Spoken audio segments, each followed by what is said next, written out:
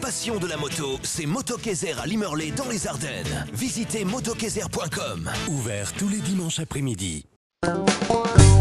Bonjour à tous et bienvenue dans ce nouveau numéro de Carter et Piston, le numéro 27. Je suis dans un endroit assez extraordinaire que je vous avais dévoilé lors du dernier numéro au mois de juin. Mais avant de vous en parler plus en détail, voici le sommaire de l'émission.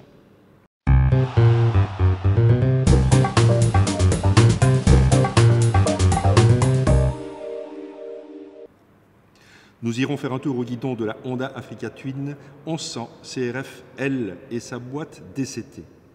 Nous resterons avec des machines équipées de boîtes robotisées avec la Yamaha FJR 1300.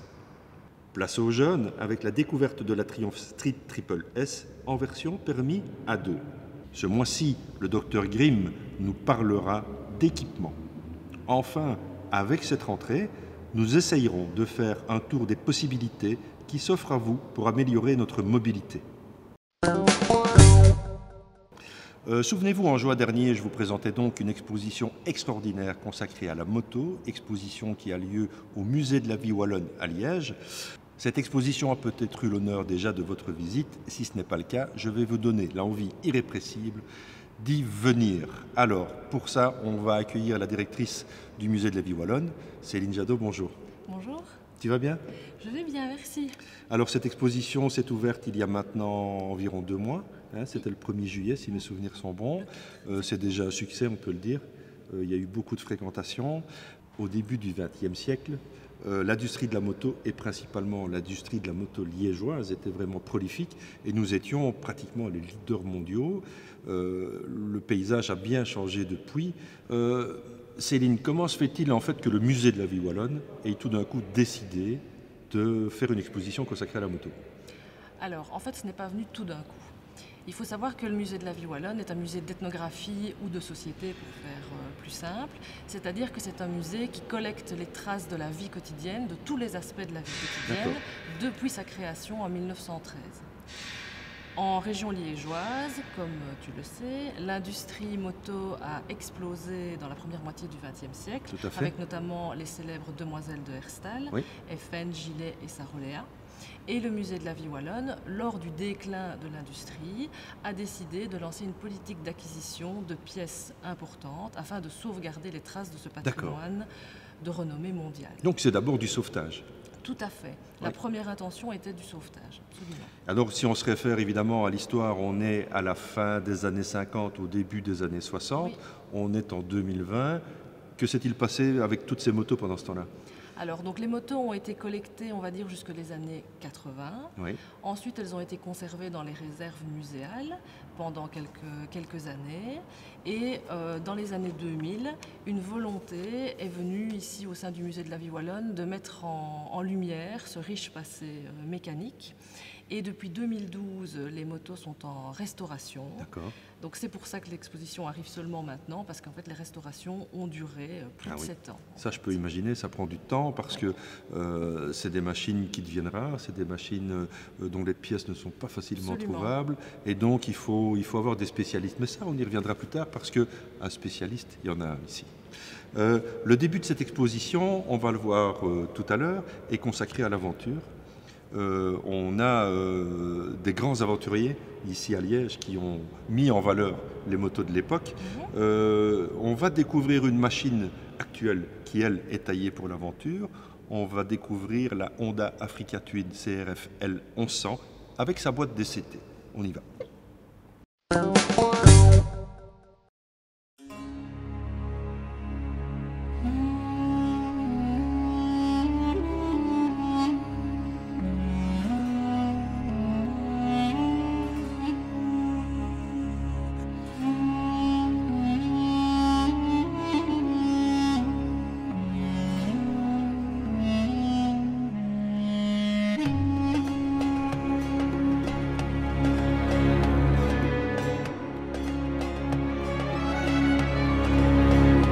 Bon, on vient de faire un petit tour ici, une petite centaine de kilomètres, où tu as pris en main l'Africa Twin avec la boîte DCT. Alors moi, ce qui m'intéresse vraiment, c'est d'avoir ton retour. Pourquoi? Parce que toi, tu roules en XADV. Oui, voilà déjà 3 ans. D'accord. Sorti en 2017. J'ai 22 000 km avec. D'accord. Je roule tous les jours, été, hiver, Ok. par tous les temps. Et ici, ben voilà, j'ai la chance d'essayer l'Africa Twin. Alors quoi, dès les premiers mètres, c'est quoi qui te saute, les premiers sentiments? Une moto très légère, très facile à piloter, même par rapport à l'XADV. Donc c'est plus léger et facile qu'un XADV pour toi. Ouais, D'accord. plus facile. Pourquoi ton centre de gravité est plus bas, tu trouves? Pourtant déjà un scooter, on se dit c'est un centre de gravité très bas. Oui. La position de conduite. Ouais. Le scooter, on a les jambes légèrement écartées avec le positionnement des pieds sur le tableau bas du XADV. Ici, on est un peu plus serré sur le réservoir et sur le moteur et on a une facilité de conduite plus naturelle que sur l'XADV. Ah ouais, d'accord. Ok, parfait. Donc c'est vachement positif. Oui, oui, très, très. Si tu devais changer, tu serais tenté par ce modèle-là avec la boîte DCT? Oui, tout en retrouvant parfois certaines qualités du XADV sur l'Africa Twin et quelques défauts aussi. Comme par exemple la boîte qui a bas régime aurait tendance à brouter un petit peu, à donner des petits à-coups, donc pas hésiter surtout à jouer avec les palettes, que ce soit sur l'XADV ou l'Africa Twin. Si on joue avec les palettes et qu'on redescend un rapport, là ça devient vraiment très agréable, très jouette. D'accord. Est-ce que de temps en temps tu utilises ton XADV en manuel? Oui. D'accord. Donc même chose sur l'Africa Twin ici, quoi. Pareil. Ouais. Qu'est-ce que tu aurais à changer sur l'Africa Twin? La bulle. Pourquoi? Au premier abord, je m'assieds dessus, elle est en position haute. J'ai l'impression d'avoir un écran devant moi. Ouais. Et ça ne me plaît pas. J'ai pas visuel direct avec la voie publique, la route. D'accord. Et en la redescendant au plus bas, j'ai la ligne d'horizon et avec le dessus de la bulle qui est vraiment dans mon champ de vision. Ah ouais. Donc, ça c'est soit plutôt je la embêtant. monte et j'ai un plexi devant moi, soit je la descends vraiment au plus bas et j'ai une belle vision sur la route. D'accord. Et pour toi, une des principales qualités de cette moto? Facilité, souplesse, reprise, beaucoup plus de chevaux par rapport à l'XADV, donc c'est presque x2. Et quand on tourne la poignée, c'est super agréable et sécurisant. Pas d'à-coups, pas une moto qui se cadre, donc on peut utiliser la puissance vraiment de manière très agréable et très douce. D'accord. Donc si je comprends bien, tu ne me la rends pas? Ah non, je la garde. Bon, fin de journée exceptionnelle au guidon de cette Africa Twin. Il m'aura fallu un peu de temps en fait pour l'apprécier. Je dois être franc, quand j'ai pris le guidon, les premiers kilomètres, j'étais un peu déstabilisé. Je trouvais l'ensemble un peu mou, manquant de caractère.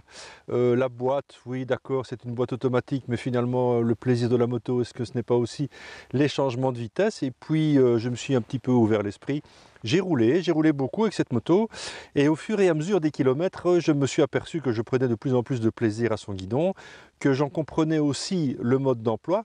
Ce qui n'est pas vraiment inné dès le début, c'est pas vraiment intuitif. La boîte est intuitive, elle change de vitesse presque mentalement au moment où vous voudriez le faire. Ça, c'est quand même exceptionnel à partir du moment où vous avez un peu compris le mode d'emploi. J'étais un peu dérouté par le tableau de bord et les commodos et toutes les informations à gérer et les réglages qui n'étaient pas spécialement faciles d'entrée de jeu. Mais c'est un peu le problème de toutes les motos actuelles.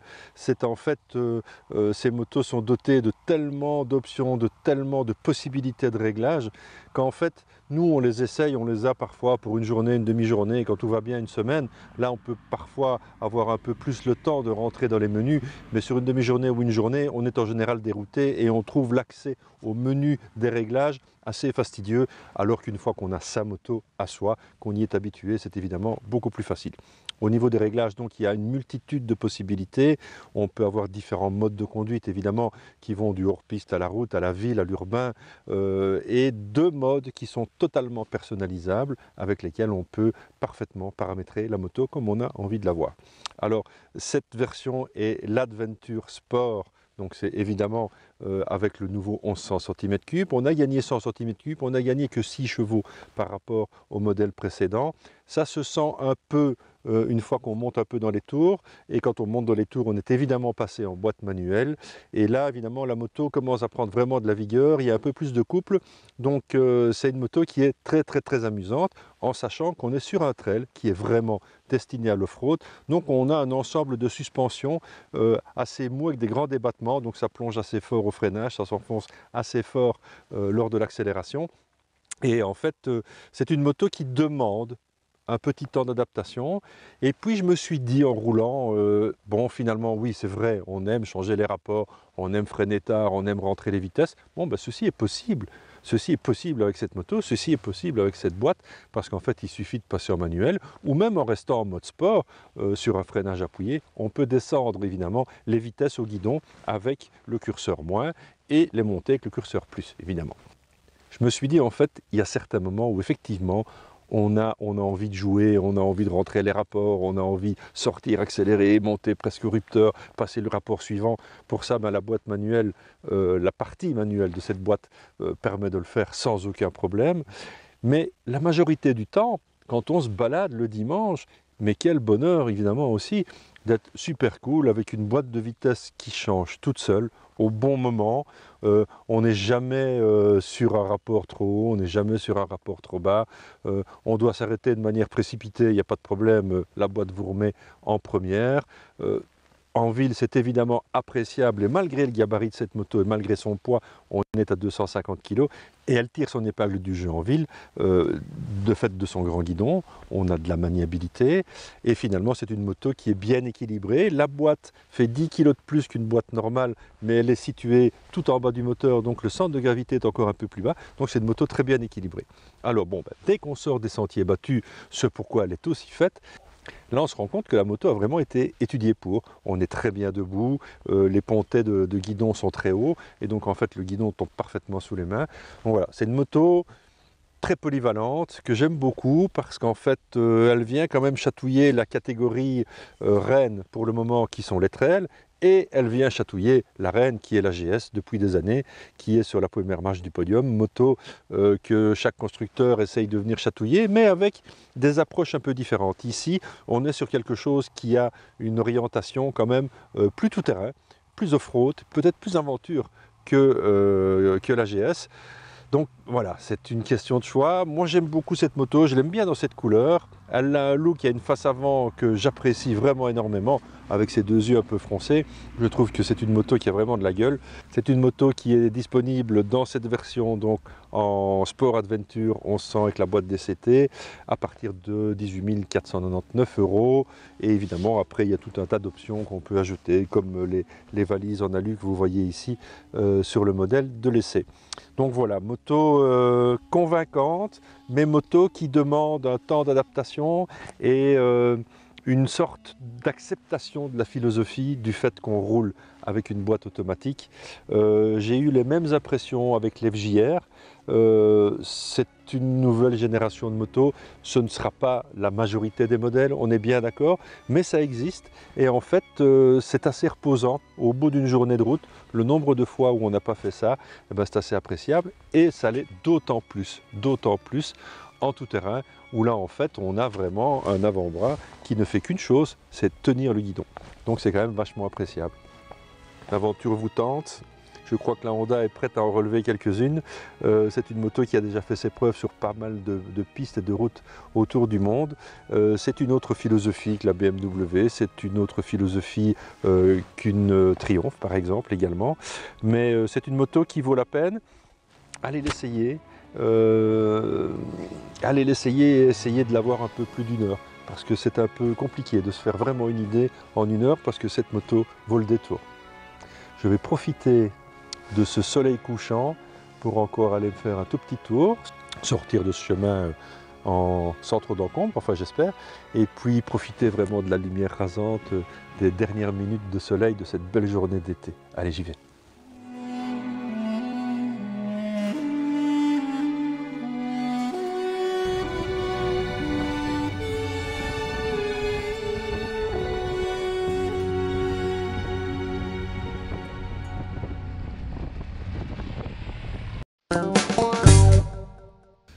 Bon Céline, la moto finalement a toujours été un déclencheur à l'aventure, un déclencheur à la découverte. En voilà une preuve incroyable. Cette moto en fait, le lieutenant Fabry en 1925, il a fait quoi avec cette moto? Alors il a relié Liège au Congo, ça veut dire plus de 22 000 km, ouais. Avec cet engin-là qui a donc une histoire tout à fait incroyable. Et l'objectif de ce voyage est en fait d'établir une ligne aérienne. D'accord, une reconnaissance. Voilà, c'était une reconnaissance qui ne pouvait se faire que par voie terrestre. Donc il faut imaginer les conditions de l'époque. Oui. Voilà. En ayant voyagé un peu en Afrique, dans des conditions actuelles, je peux m'imaginer en 1925, c'était la folie. Ah oui, ça a été la folie. Il a rencontré des obstacles à n'en plus finir, mais il a rempli à bien sa mission, puisque dès 1930, la ligne aérienne était ouverte. Ah oui. Et de manière technologique aussi, c'est incroyable, parce que là maintenant, on est avec des machines abouties, avec des motos fiables, avec des freins, avec des suspensions. Quand on voit ça, on se dit, mais c'est complètement fou. Chapeau bas, monsieur Famry. En effet. Bon, on continue un peu la visite? On y va. Bon, là, on découvre un peu les photos, évidemment, de cette fameuse épopée du lieutenant Fabry, et on se rend compte des conditions de l'époque, c'est vraiment hallucinant. Mais dis-moi Thierry, toi aussi tu as réalisé un voyage extraordinaire en 2010.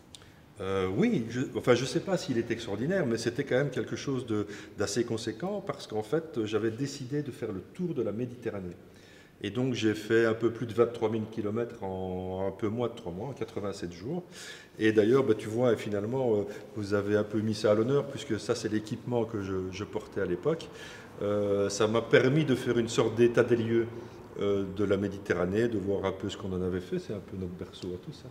Et donc c'était un voyage extraordinaire parce que j'ai eu la chance de pouvoir traverser la Libye, la Syrie, j'ai dormi à Alep, ville qui n'existe plus, qui est rayée de la carte par la guerre. Donc voilà, c'est quelque chose qui n'avait jamais été fait et qui n'est pas prêt d'être fait. Mais bon voilà, j'ai eu la chance de pouvoir faire ça en 2010, c'était une belle escapade. Et ce voyage, en fait, je l'ai fait au guidon d'une KTM, une KTM 990 Adventure, elle portait bien son nom. Mais on va parler d'une autre machine qui elle aussi est taillée pour le voyage, pas à ce niveau-là, plutôt sur les routes. On va aller faire un tour au guidon de la Yamaha FJR 1300.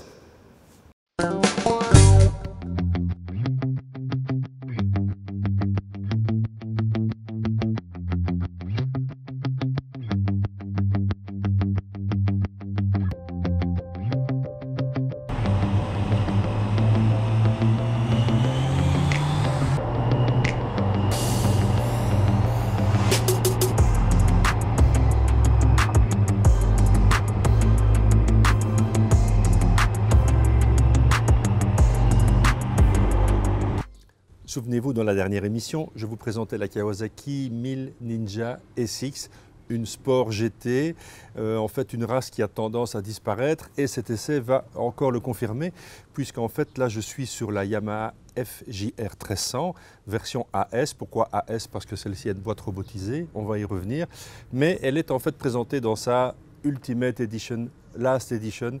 En fait, cette moto sort du catalogue. C'est un peu dommage parce qu'en fait, c'est une grande routière, c'est une bouffeuse de kilomètres et c'est une moto avec laquelle on prend du plaisir parce que, en fait, ça roule bien, c'est coupleux et avec 140 chevaux, évidemment, il y a de quoi faire, même à deux et chargé. Alors en fait, cette moto est dotée de pratiquement tout ce qu'on peut avoir sur une moto moderne, c'est-à-dire en termes d'assistance, en termes d'ABS, en termes de réglage électronique des suspensions, en termes de pare-brise électrique qui est d'un très grand volume et qui offre en position haute une très très bonne protection contre la pluie et contre le vent également. On a des poignées chauffantes, on a une selle chauffante. En fait, il y a tout ce qu'il faut pour se faire plaisir sur de longues distances. Le pilote, et évidemment son passager. La moto est ici pourvue de 2 valises latérales. Ces 2 valises latérales sont très bien intégrées dans le design de la moto. On aurait pu sacrifier quelques lignes au niveau du design de la moto pour pouvoir en fait y faire rentrer un casque intégral. Ça me semble quand même être le minimum sur des valises pour ce type de moto. Par contre, une des joies du pilotage de cette machine, c'est sa boîte. Alors c'est une boîte robotisée. Vous remarquerez comme moi qu'il n'y a pas de poignée d'embrayage. En fait, cette moto dispose d'une boîte qu'on commande soit au pied pour les irréductibles avec un sélecteur en bonne et due forme, soit par 2 molettes, ici, plus et moins, qui permettent de changer les rapports. Il y a une petite option supplémentaire qui est en fait la possibilité d'avoir une descente de rapport automatique en fonction de la vitesse et du régime moteur, ou quand vous vous arrêtez un feu rouge, la moto revient automatiquement en première. C'est vraiment très pratique. J'avoue que moi j'ai pris cette moto, j'ai roulé une petite semaine avec et en moins d'1 heure, j'avais complètement oublié mon sélecteur et je n'ai fait que jouer ici au doigt. C'est très doux. On enclenche la première comme ceci, simplement, et on ouvre gentiment les gaz. La moto démarre. À 15 à l'heure, on peut déjà passer la deuxième. C'est un petit clic, il n'y a pas d'à-coup. Même chose sur tous les autres rapports. C'est très, très, très confortable. Et sincèrement, c'est aussi très, très amusant. Parce qu'en fait, on se prend au jeu, on est un peu comme sur un jeu vidéo. Et donc, c'est une moto qui, malgré son poids, malgré son encombrement, reste ludique. C'est une mangeuse de kilomètres, on l'a dit. Mais elle était aussi agile dans les petites routes. Moi, je me suis un peu régalé dans les petites routes ardennaises. Je peux imaginer aussi qu'en montagne, par exemple, cette moto se tirera absolument bien d'affaire. Et donc, voilà une machine qui sort du catalogue, qui est proposée dans cette version avec la boîte robotisée à partir de 20 999 €. Ça reste un prix, on est bien d'accord, mais ça reste aussi une sacrée machine. On regrette que de telles machines sortent du catalogue du constructeur. J'imagine que c'est pour mieux rebondir. Yamaha n'est pas à son coup d'essai et en fait peut-être qu'on reverra fleurir un de ces jours une nouvelle Sport GT chez Yamaha. C'est tout ce qu'on souhaite évidemment parce que ce sont des machines abouties qui sont vraiment plaisantes à conduire. Donc voilà, j'ai peu de choses à dire parce qu'en fait cette moto correspond à ce pourquoi elle a été construite, le Sport GT. Donc le grand tourisme, elle y correspond parfaitement, elle est confortable, elle est sûre, elle offre de très bonnes protections. Elle est belle, mais ça n'engage que moi. Et pour le sport, ben écoutez, il y a quand même moyen de se faire plaisir avec une moto qui est certes un peu lourde, qui engage un petit peu quand on rentre sur les freins, mais ce n'est pas fait pour ça, on est bien d'accord. Pour le reste, elle est munie de tout ce qu'il faut pour avoir la possibilité de faire de longues étapes. Il y a des coffres qui sont ici sur le côté du carénage, il y a une prise pour un GPS. Je dois dire qu'il ne manque rien sur cette moto pour correspondre absolument au qualificatif de Sport GT. Donc voilà, Yamaha FJR Ultimate Edition. Une semaine au guidon de cette moto, je me suis régalé, c'était vraiment bien. Et finalement, j'ai un peu oublié à quoi sert cette poignée. Allez, à bientôt. RSM Moto, c'est votre spécialiste Kawasaki en région bruxelloise. Acheter votre Kawasaki chez RSM, c'est être certain du meilleur service de la région.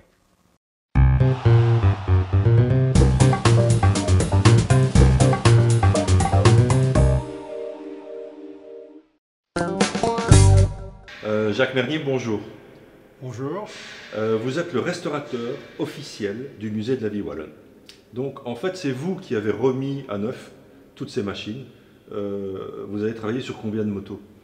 Mais ici j'ai travaillé sur 50 motos. Oui. 50 motos dont 32 ont été sélectionnées pour l'exposition. D'accord. En combien de temps? J'ai travaillé 7 ans. D'accord. Et on part de machines, comme on dit dans le jargon, sorties de grange? Pas toutes. Pas toutes, naturellement. Hein. Il y avait des motos qui étaient relativement en bon état, mais en général, les motos étaient très très poussiéreuses, stockées, voire empilées. Le départ a été un inventaire. Oui. Et en fait, les motos étaient complètes? Pas toutes.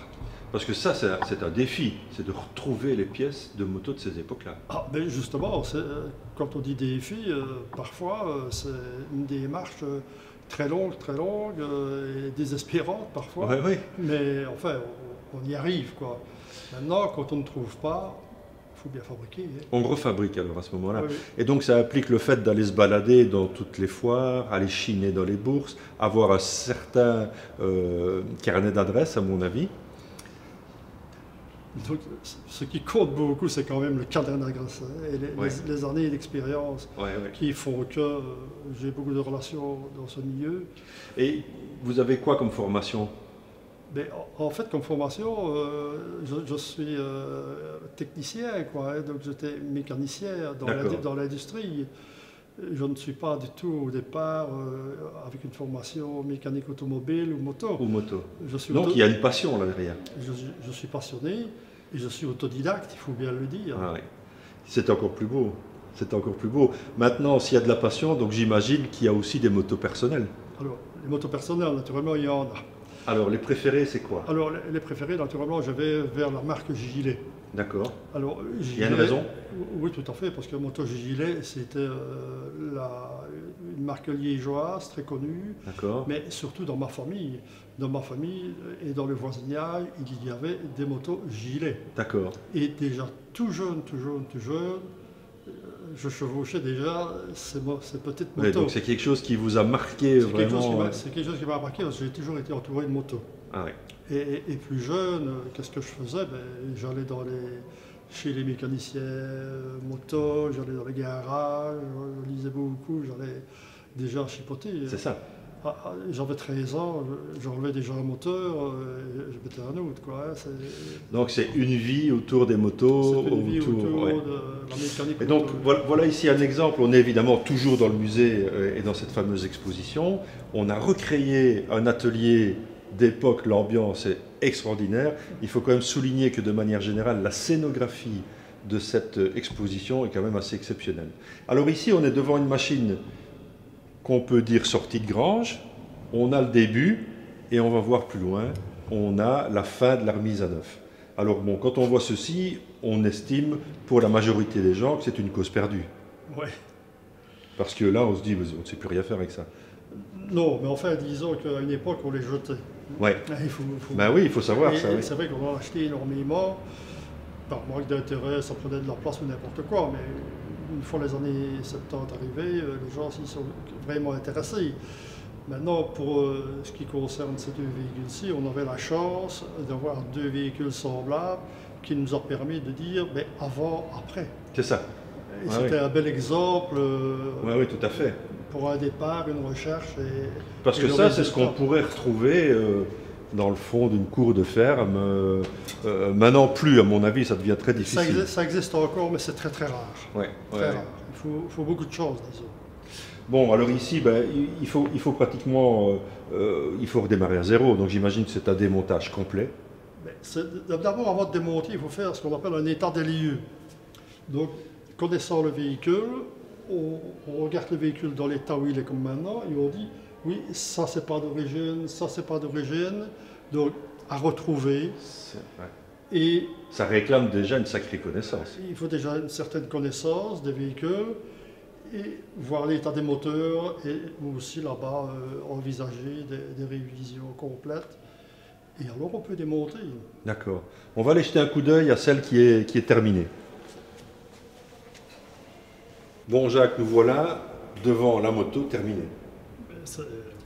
Alors, entre ce qu'on vient de voir et ceci, il faut estimer quoi comme durée? À partir du moment où on a les pièces, il faut quand même des mois pour refaire ça.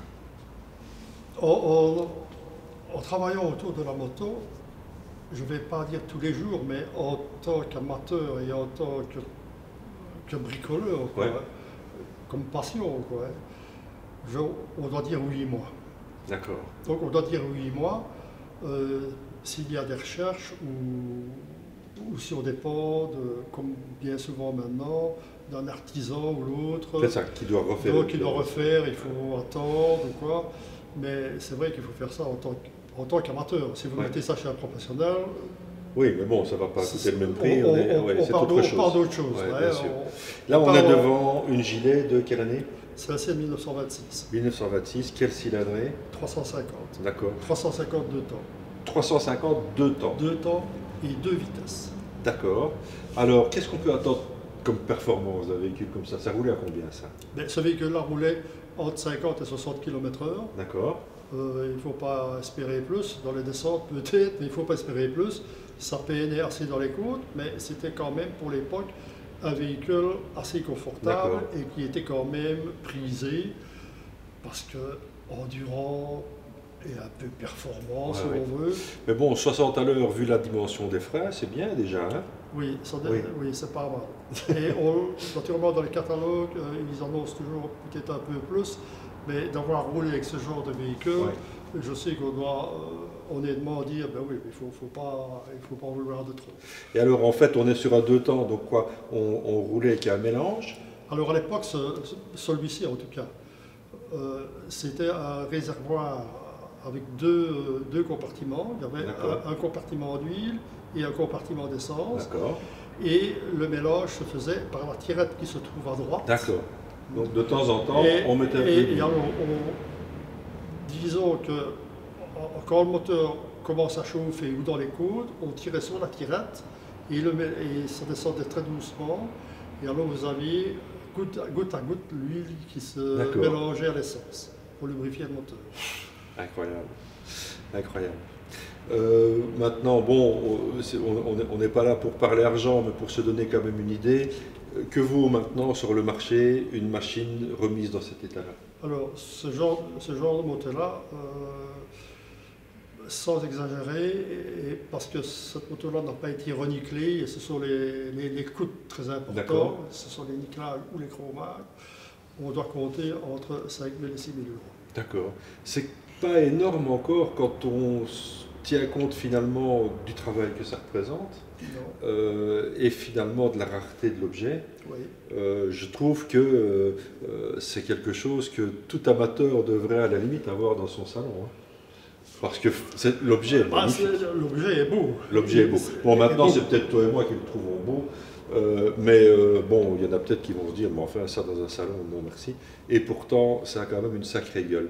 Et finalement, quand on pense à la moto de l'époque et quand on pense à la moto de maintenant, on est quand même toujours sur quelque chose qui a amené de la mobilité. Donc la moto a permis à toute une classe moyenne et même inférieure, d'avoir accès à la mobilité parce qu'ils n'avaient pas assez d'argent pour acheter une voiture. Et à l'époque, la moto était un objet social. Ceux qui n'avaient pas d'argent pour une voiture roulaient la moto. Exactement. Tout à fait. Ça, on l'a perdu évidemment. La moto est devenue un objet de loisir, mais c'est resté un objet de mobilité. Et dans ce cadre-là, je vous propose de découvrir un dossier qu'on a fait pendant tout l'été. Et ce dossier va peut-être faire un peu le tour des possibilités qui nous sont offertes aujourd'hui pour avoir une meilleure mobilité dans les villes encombrées. On est à la rentrée, les embouteillages vont recommencer de plus belle. Alors, que choisir comme 2 roues ou comme 3 roues? On va le découvrir ensemble. Salut Arnaud. Salut Thierry. Tu vas bien? Ça roule. Ouais. On est en périphérie bruxelloise. Ouais. Nous sommes à Wavre. C'est un peu ton fief, ça, non? Ouais, exact. Je suis tout près de la maison ici. Ouais. On va parler mobilité, Arnaud, parce que c'est la rentrée. La rentrée avec son lot d'embouteillages, de routes surchargées, de voitures à l'arrêt pendant des heures et des heures. C'est évidemment aussi un nouveau paysage qui se dessine petit à petit, avec cette poussée un peu verte qui va d'abord nous limiter la vitesse à 30 km/h, mais ça c'est déjà le cas dans certaines parties de la ville. C'est impossible à rouler, ça. C'est vraiment pénible, difficile à respecter. Alors on assiste aussi là pour le moment à une multiplication de zones réservées aux vélos. Oui. Avec des marquages au sol parfois assez incompréhensibles. Une chose est sûre, c'est que se déplacer en ville, en voiture, ça va devenir vraiment un enfer. À 4 roues, c'est vraiment un enfer. Enfin, tout est fait pour dissuader le 4 roues de rentrer en ville. Ouais. Bon, alors il reste quoi? 2 roues? Bah oui, c'est la bonne nouvelle quand même, non? Oui, je suis d'accord avec toi, parce que le vélo c'est bien. Je suis aussi pour le vélo. Mais le vélo c'est bien pour les déplacements courts, vraiment intra-urbains. On est quand même limité en termes de protection, on est quand même limité en termes d'aménagement, de coffres, de petites choses qu'on peut emporter avec soi. Ce qui vient aussi à l'idée, c'est évidemment, on est entouré ici de scooters. Le scooter est pour moi, et je crois que tu vas partager mon avis, pratiquement l'arme absolue pour se déplacer en ville. Oui, bah écoute, je pense que clairement c'est la solution. Il suffit de regarder les mégapoles et un petit peu partout dans le monde, les très grosses villes, que ce soit en Asie ou en Europe ou ailleurs, bah, c'est bourré de scooters. En fait, on va gagner en temps de déplacement, on va gagner en économie de carburant. Et donc de ce fait-là, on a aussi une économie de temps parce qu'on est en mouvement moins longtemps qu'en voiture. Donc ce n'est que du bénéfice. J'aimerais qu'on aborde un peu le cadre légal. Un peu cette jungle qui est le permis de conduire. Alors certes, c'est vrai qu'il faut essayer de mieux en mieux préparer les gens à rouler en 2 roues parce que les risques augmentent avec la circulation et donc je pense qu'on essaye de mieux former les gens à monter sur un 2 roues, ça c'est positif, et passer son permis ça devient rébarbatif. Oui, rébarbatif et coûteux. Donc pour reprendre les choses dès le départ, à 18 ans on passe le permis A1 qui donne accès à la conduite d'un 125 cm3. Oui. D'accord ? Alors, il faut savoir que si on a obtenu le permis après si mes souvenirs sont le 1er mai 2011, il faut suivre 4 heures d'auto-école pour avoir accès à la conduite de ce genre de véhicule. Pour les cylindrées supérieures, il faut passer le permis A2, qui limite à 35 kW la puissance de la moto. Oui. On a la possibilité de rouler 2 années avec un bridage de puissance, on va appeler ça comme ça, et après on peut passer sur le permis A qui lui n'a plus de limitation et on peut rouler sur n'importe quoi. Ouais.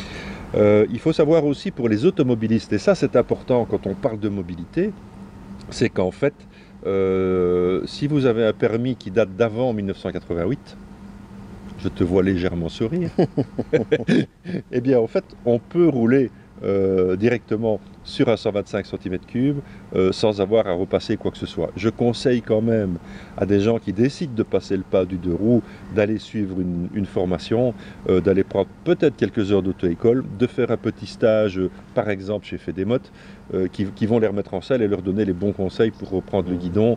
Fiscalement maintenant, on parle de mobilité, donc bon, ces véhicules ont un coût, mais ces véhicules peuvent aussi s'amortir. Alors soit il y a un forfait qui est de 15 cents au kilomètre, qui est accepté par le gouvernement, avec un déplacement maximum de 100 km par jour.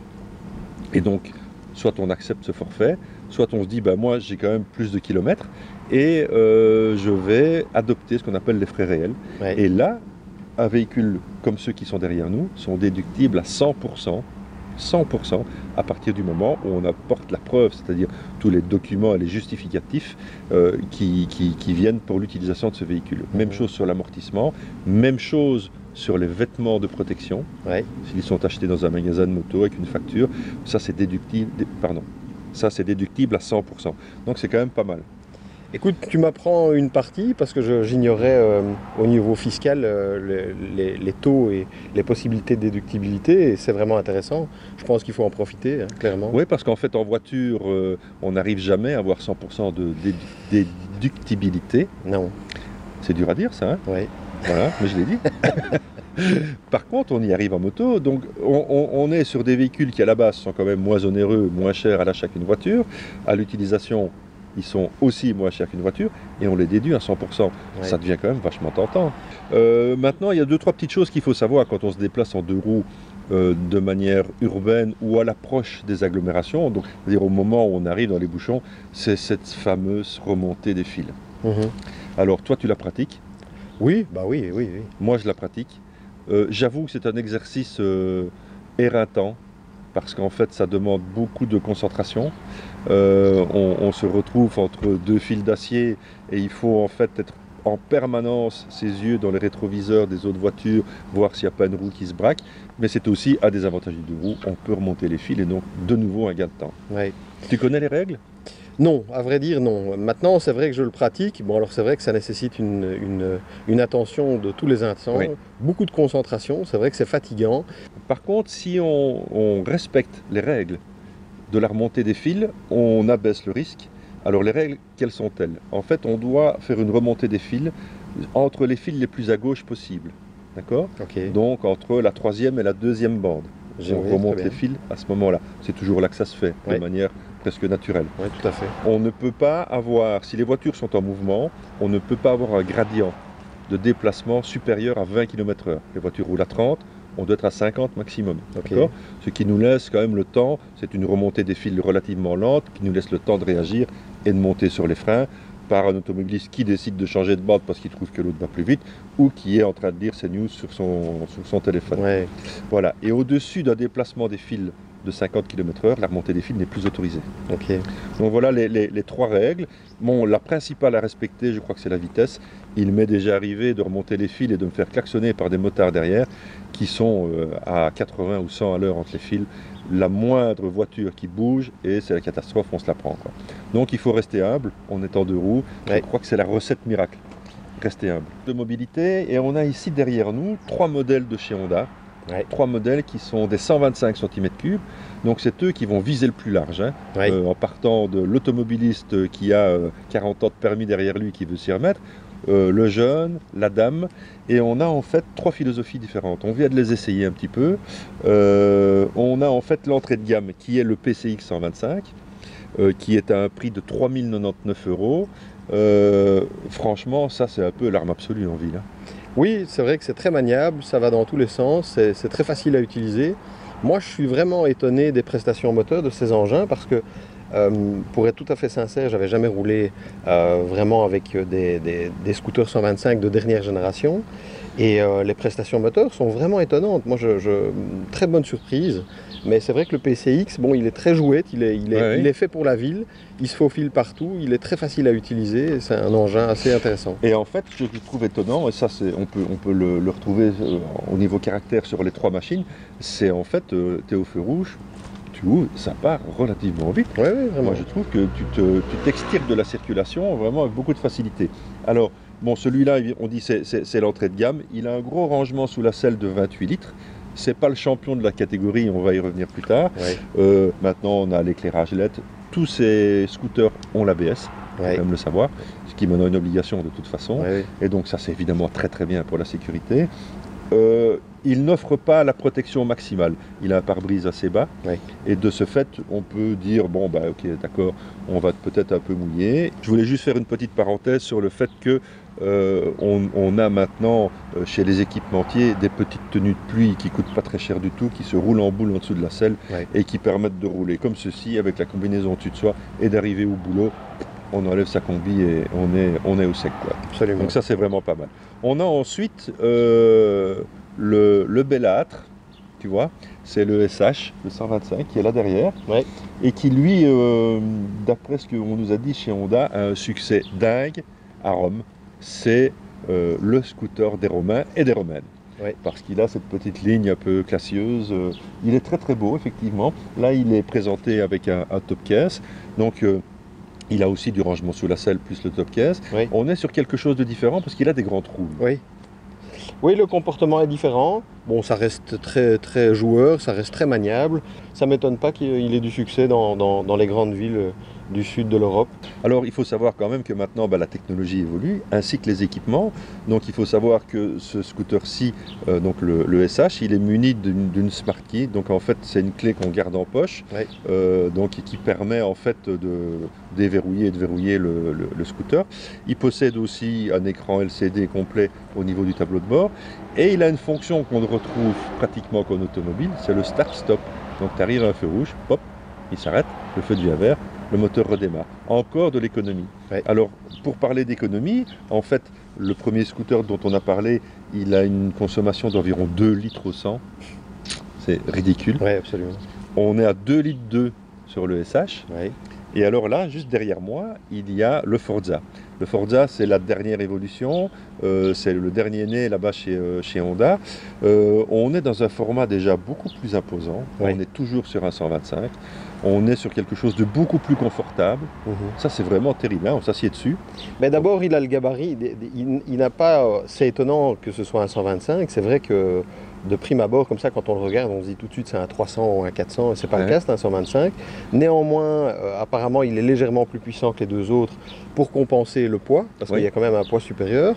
Maintenant, c'est vrai qu'on est sur une autre gamme, là, on est sur du scooter GT, j'ai envie de dire. Le confort est vraiment nettement en hausse, les fonctionnalités, et alors le rangement, ça, c'est inimaginable. Mais en termes d'équipement aussi, on est avec cette fameuse clé intelligente qu'on met en poche, on est avec du start-stop. On a un pare-brise électrique. Très bien foutu. Très très bien foutu et très rapide. Donc ça, c'est vraiment très bien. Alors, on a de la place. Sous la selle, on met 2 casques. Ou son sac de sport, ou ses raquettes de squash ou de tennis. On a un top case qui lui est en option, il faut quand même le souligner. Mais ce top case aussi se verrouille automatiquement avec la Smart Key. Donc, on est quand même sur du haut de gamme. On est évidemment sur des prix différents. Donc, je rappelle que le premier, le PCX, est à 3 099 €. Le SH qui est derrière moi ici à 3 799. Bon, le Forza est à 5 399. Donc, il y a quand même un fameux gradient. Mais on va se dire que le PCX est vraiment l'arme absolue en ville pour faire de l'urbain, de l'intra-urbain, pour rester en ville. On peut avoir une utilisation relativement mixte avec le SH.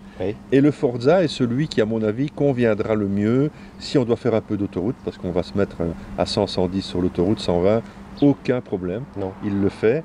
Et ça, c'est quelque chose qui va permettre aux gens qui n'habitent pas en ville mais qui doivent s'y rendre, d'avoir quelque chose qui fonctionne vraiment bien.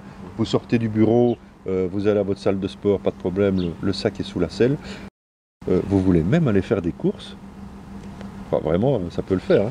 C'est vraiment étonnant. Et bon, on n'est pas quand même dans des prix exagérés. Et avec les facilités fiscales qui sont offertes, c'est quand même un véhicule qui est vite amorti et qui vous fait quand même gagner du temps tous les jours. On va y revenir à ça d'ailleurs.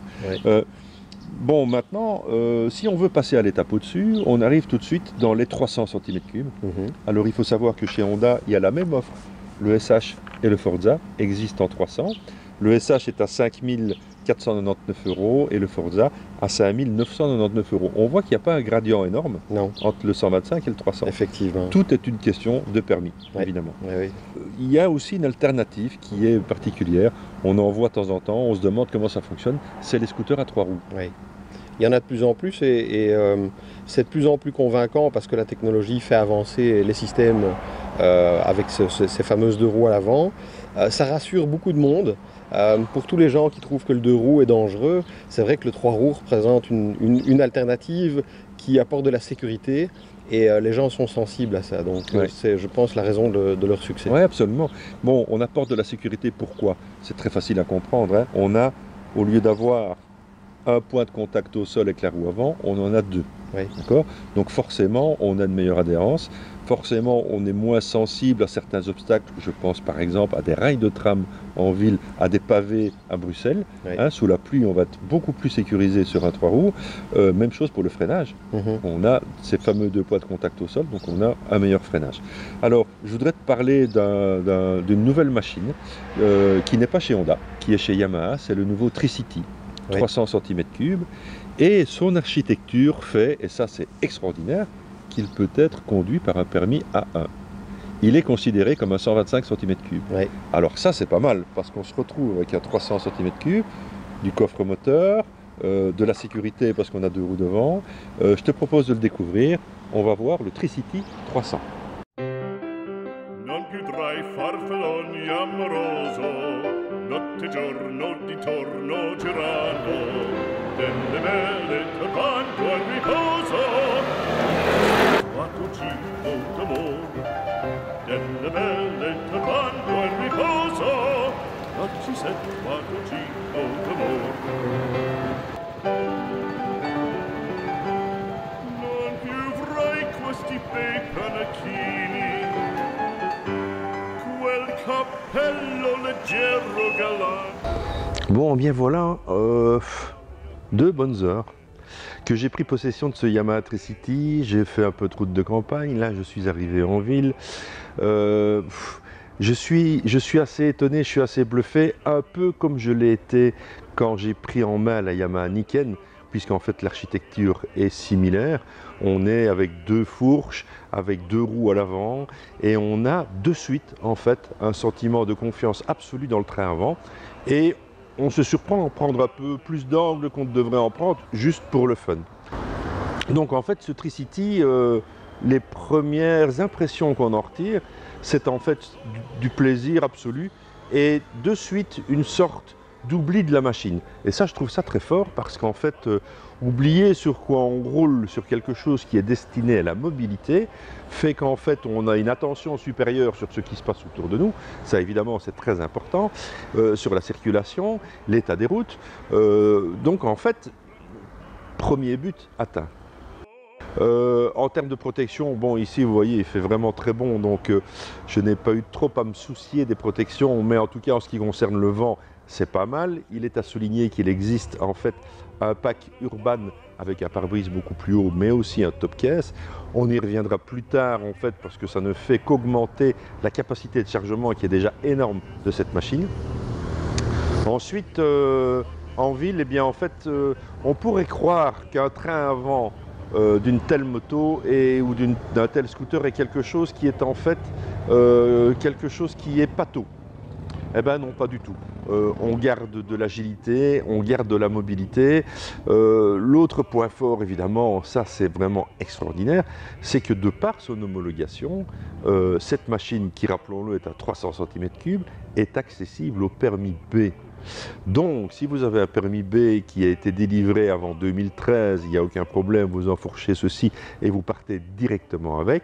S'il a été délivré après 2013, il y a quelques heures d'auto-école, mais pas d'examen, que vous devez suivre pour obtenir une sorte de certification qui vous permet de rouler là-dessus. Donc, en fait, vous voulez vous destiner à des trajets, à de la mobilité urbaine, eh bien écoutez, n'hésitez pas. Voilà un engin qui fait 3 litres au 100, qui rejette 77 grammes de CO2 au kilomètre. Bon, il est un fait que par rapport à un petit scooter 125, on perd un petit peu peut-être en agilité, ça fait quand même 239 kg, mais ça vous permet de faire des trajets intra- et interurbains. Parce qu'en fait, avec 300 cm3, vous prenez l'autoroute sans problème, vous roulez à 120, 130, voire même 140 km/h, et ce scooter sait absolument le faire. Donc, on est en train de découvrir quelque chose qui... je me demande en fait si Yamaha ne vient pas d'inventer l'arme absolue de la mobilité, parce que on y a accès avec un permis voiture, c'est à 300 cm3, on a évidemment beaucoup de confiance dans le train avant parce que nous avons 2 poids de contact au sol, donc c'est 2 fois plus d'adhérence. Au niveau du freinage évidemment aussi, on a 2 surfaces de contact, donc ça freine très bien. Confort à bord, rien à dire.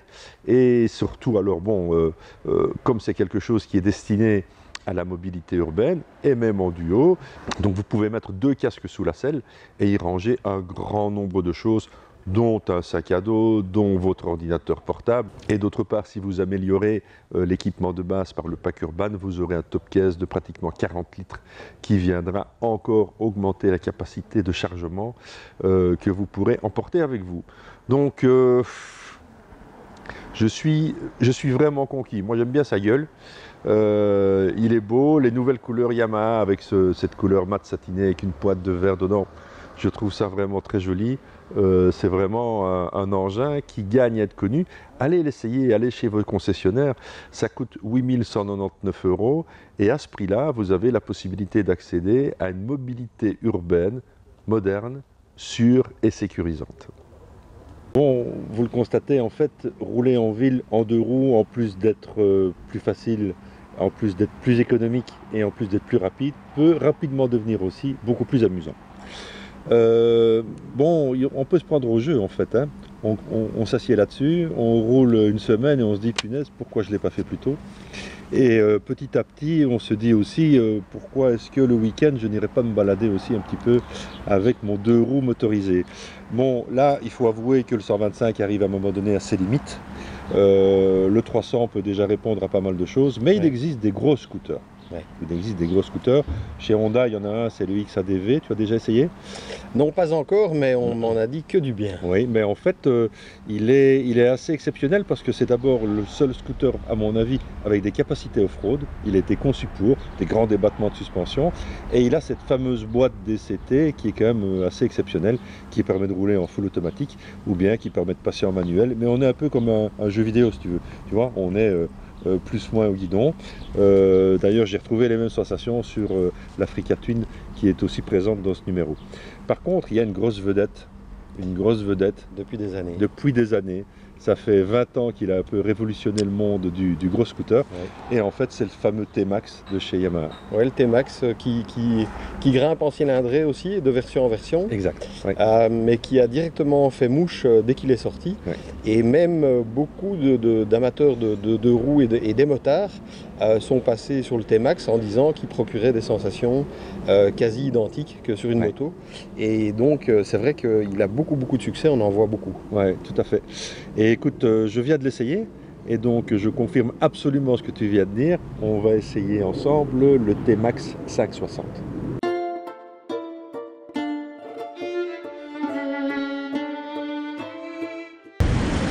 Il a une sacrée réputation ce T-Max et en fait elle n'est pas usurpée. Il passe maintenant en 560 cm3. Alors déjà que du coffre il en avait, maintenant en plus il a du couple et il y a quelques améliorations techniques sur cette machine. On a un peu en fait simplifié l'offre qui se déclinait avant en 3 modèles différents sur le T-Max et maintenant il y a 2 modèles dont évidemment celui-ci. Alors au niveau équipement, il n'est pas en reste évidemment par rapport à des machines plus abouties, à des motos, on va dire ça comme ça. En fait ici on retrouve un équipement qui est axé sur le confort, puisque nous avons des poignées chauffantes, il y a une selle chauffante, il y a 2 modes de conduite, il y a toute la place à bord parce qu'il y a un très grand coffre. Ici je suis tout seul en reportage. Dans le coffre j'ai mis un pied, une caméra, un matériel de prise de son, un drone, une GoPro, les accessoires GoPro. Donc, et il y a encore de la place. Et croyez-moi, vraiment de la place, il y en a. Il y a des petites parties un peu plus cachées sur lesquelles on peut mettre un portefeuille, un téléphone. Dans le centre du guidon, il y a une prise allume-cigare. Et le centre du guidon est équipé pour recevoir par exemple un support GPS et son alimentation se fera directement derrière lui puisqu'il y a une prise allume-cigare. Donc tout est bien pensé, belle lisibilité avec un côté sportif avec ces deux compteurs que je trouve très joli. Au centre, quelques informations, pas trop mais juste ce qu'il faut avec une bonne lisibilité. On est avec une très bonne protection, je suis grand. Ce pare-brise électrique permet en position haute d'être complètement protégé des intempéries, donc ça c'est vraiment un plus. Le confort à bord et le confort de selle est parfait, vraiment. On a un petit soutien lombaire qui vient vous appuyer vraiment dans le bas du dos. Les pieds sont parfaitement bien mis, on peut les bouger pendant qu'on roule parce qu'en fait on peut rouler pied un peu plus en avant ou un peu plus en appui, ça c'est vraiment une question de goût. Le reste est à l'avenant parce qu'en fait c'est un scooter dynamique.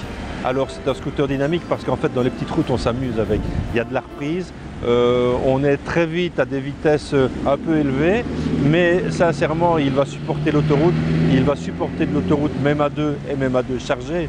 Donc en fait c'est une machine extraordinaire parce qu'elle va vous permettre la semaine de vous rendre au boulot et de vous affranchir un petit peu de tous les aléas de la ville. Et le week-end, elle peut vous emmener en balade et supporter largement la comparaison avec d'autres machines, d'autres motos. Et vous pourriez accompagner une bande de copains qui sont eux à moto ou un club. C'est un scooter qui n'a pas à rougir de ses performances, loin de là. Bon, tout l'avantage d'un scooter, évidemment, c'est la ville.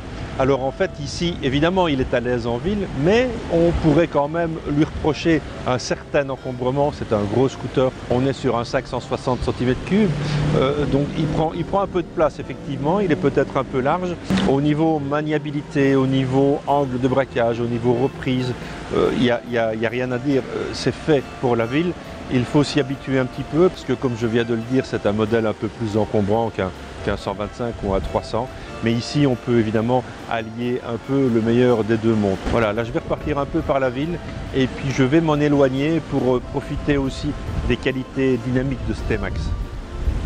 C'est évidemment toute la polyvalence et toute l'accessibilité d'un scooter en ville, on se gare n'importe où, c'est quand même vachement plus pratique qu'une voiture. Et en plus, avec un scooter comme celui-ci, avec un coffre comme celui-ci, eh bien ça permet quand même d'aller faire des petites courses en ville. On va pas faire ces grosses courses de la semaine ni du mois, on est bien d'accord, mais en tout cas, comme solution alternative de mobilité, on ne le répétera jamais assez, rouler en 2 roues. Bon, allez, on va aller refaire un petit tour.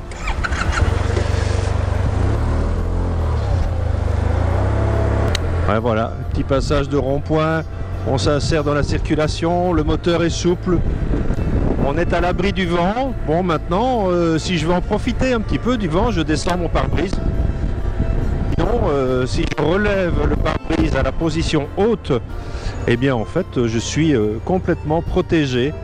Donc c'est quand même pas mal et c'est un peu le but évidemment de ces véhicules, c'est d'offrir de la protection quand on n'est pas évidemment entièrement équipé avec des vêtements de pluie ou des choses de ce genre. Eh bien on peut quand même se dire qu'on va arriver au boulot en n'étant pas complètement trempé, en étant protégé de la pluie et du vent. On pourrait peut-être lui reprocher certains bruits de roulement, mais en fait ce n'est remarquable que sur certains revêtements. Et en fait je crois que ça dépend peut-être aussi des montes pneumatiques. J'ai déjà remarqué ça sur d'autres motos. Sinon en fait il est relativement silencieux, agréable. Là bon voilà, je suis évidemment à des allures très basses, on est en pleine ville, je m'arrête, ça redémarre, mais bon c'est quand même le bonheur d'être sur 2 roues en ville. Voilà, je sors d'un rond-point, je vais m'extirper de la circulation, un petit coup de gaz et hop là, en avant, on est hors du flot, c'est vraiment génial. Bon voilà l'exercice du feu rouge, comme il peut y en avoir tant en ville, et voilà. On démarre avant tout le monde. Bon voilà, je suis en fait au pied des 36 tournants, un endroit bien connu des motards liégeois, et on va voir un petit peu ce que ce T-Max a dans le ventre. Allez, on y va. Ah, ça marche, hein. Ah ouais. Eh, c'est comme une moto, hein. Génial, génial, génial. Ouais, ça accélère, ça freine, ça penche. Ouais, c'est cool. Ouais. Ah ouais, ça marche vraiment bien. Ça marche vraiment bien. Je suis épaté. Bon, ben, le temps s'est gâté. On va voir un petit peu ce que les protections de ce scooter offrent. Parce qu'en fait, je suis juste armé de petites baskets, d'un jeans et en fait d'un petit blouson en tissu. Alors en fait, c'est souvent avec ce genre d'équipement qu'on roule en scooter et on va voir si je suis bien protégé.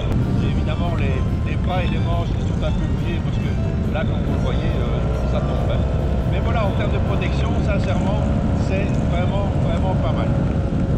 Bon, ben voilà, comme on dit dans le jargon, j'en ai pris une bonne. Ceci dit, c'était la bonne occasion évidemment de vérifier les protections offertes par ce T-Max. Je suis assez étonné en fait. Bon, tout ce qui dépasse un petit peu évidemment du pare-brise est mouillé, donc j'ai un peu les épaules et les bras. Pour le reste en fait, le haut du corps ainsi que le pantalon jusqu'aux genoux, tout ça est parfaitement au sec. Retour dans le dos, 0. Donc on est quand même très bien protégé sur ce T-Max. Alors je suis évidemment avec une tenue qui est la tenue en général avec laquelle on roule sur un scooter, c'est-à-dire une petite veste et un jean, un casque ouvert. Sincèrement, je trouve la protection vraiment bien. Dernière chose, mes pieds sont secs. Bon, il y aura toujours des irréductibles, des gens qui ne seront jamais convaincus par le concept du scooter, qui pour eux se déplacer en 2 roues, c'est en moto. Et bon, ben, il existe des alternatives, hein. Oui, c'est étonnant. Moi, je vois de plus en plus de sorties de nouveaux modèles. Et alors, effectivement, les constructeurs insistent sur la disponibilité du modèle en A2. Oui. Et parfois, on voit des motos même de 750 cm3 proposées en A2. Écoute, dans ce numéro, d'ailleurs, on essaye la Triumph Street Triple A2. Mais on se retrouve en fait sur la même moto, qui est moins richement équipée, on est bien d'accord, qui ne fait que 48 chevaux. Mais qui peut, après les 2 années de purgatoire, on va appeler ça comme ça, Oui. passer en 95 chevaux. Oui. Mais on est déjà sur un 760 cm3. Ouais, Par contre, il y a plein d'offres. On va chez BMW avec les 310, on va chez Kawa avec les 300 cm3. Il y a pas mal d'offres qui sont faites comme ça. Et bon, il fallait bien en choisir une pour un peu illustrer qu'en fait une moto peut aussi être urbaine. On va découvrir ensemble la KTM 390, qui est en fait... dans l'esprit KTM, c'est assez sportif, c'est assez tranché au scalpel au niveau du design, mais c'est léger, c'est maniable et c'est performant. On va voir la KTM 390.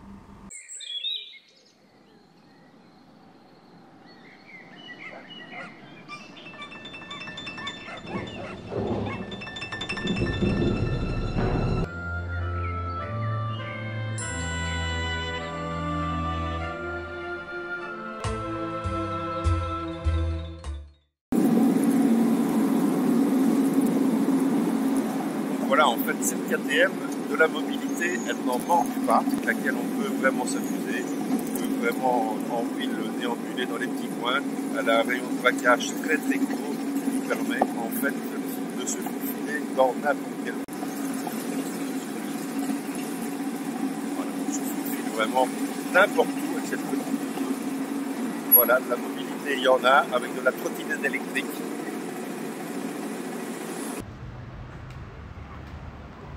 Bon, une chose est sûre, c'est que cette KTM 390 Adventure, de la mobilité, elle en a. Elle en a à tous les niveaux. D'abord, c'est une moto qui permet de faire un peu d'off-road. C'est une machine qui permet de faire des trajets interurbains, de prendre l'autoroute. C'est une machine qui permet évidemment de se déplacer en ville avec facilité, puisqu'en fait elle est légère, elle est maniable. Et son moteur KTM de 390 cm3 prend 10 000 tours. Et donc de ce fait, on est sur une moto qui a de la pêche, qui est amusante. On est en fait sur une vraie moto.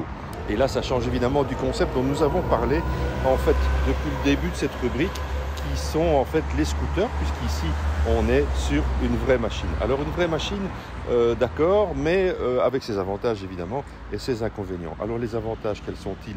Eh bien en fait on s'amuse comme sur une vraie moto, on a de la pêche, on a de la maniabilité, on a une vraie position moto avec les pieds et les cale-pieds qui sont en bonne position, on n'a pas les pieds en avant comme sur un scooter. Par contre évidemment, bien, le défaut c'est qu'on n'a aucun espace de rangement et qu'on est obligé de prendre un petit sac à dos pour prendre les affaires dont nous avons besoin. Donc on a évidemment moins de protection en temps de pluie, hein, on le voit directement sur cette machine, mais d'un autre côté, on est dans une vraie utilisation moto. Alors tout ça est une question de goût, tout ça est une question de choix, parce qu'en fait, soit on aime la moto, soit on aime la mobilité. Ici, on a les deux, mais on sait qu'il faudra faire quelques concessions, parce qu'en fait, la mobilité, d'accord, mais sur un mode moto, donc peut-être un peu moins pratique. Donc voilà, bilan plus que positif de cette petite KTM 390 parce qu'en fait, elle est très, très, très agile. Vous l'aurez tous constaté, nous, on est déjà des convaincus, mais l'offre, elle est grande.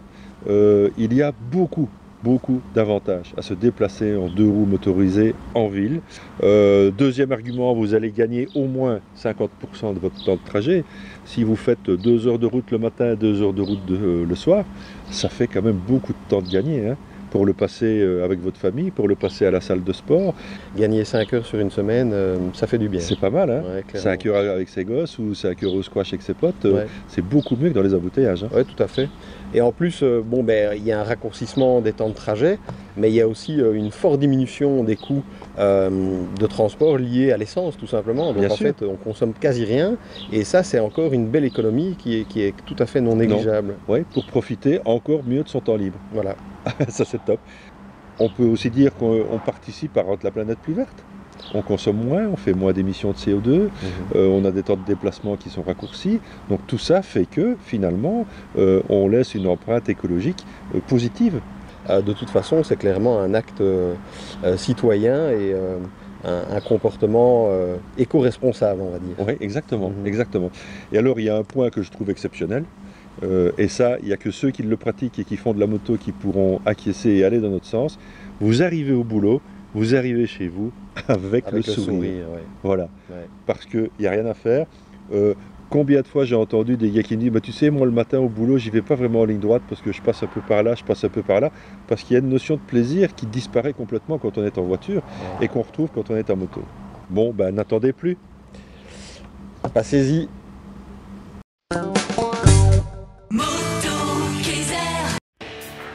Moto Kaiser, c'est plus de 500 motos et quad neufs en stock. Plus de 100 motos d'occasion. Nous sommes aussi les seuls à vous offrir 50 garanties sur tous les véhicules neufs. C'est aussi un service de location et d'essai de toutes marques. En rayon, c'est plus de 10 000 casques de toutes les marques. Des milliers d'équipements hommes, dames et enfants.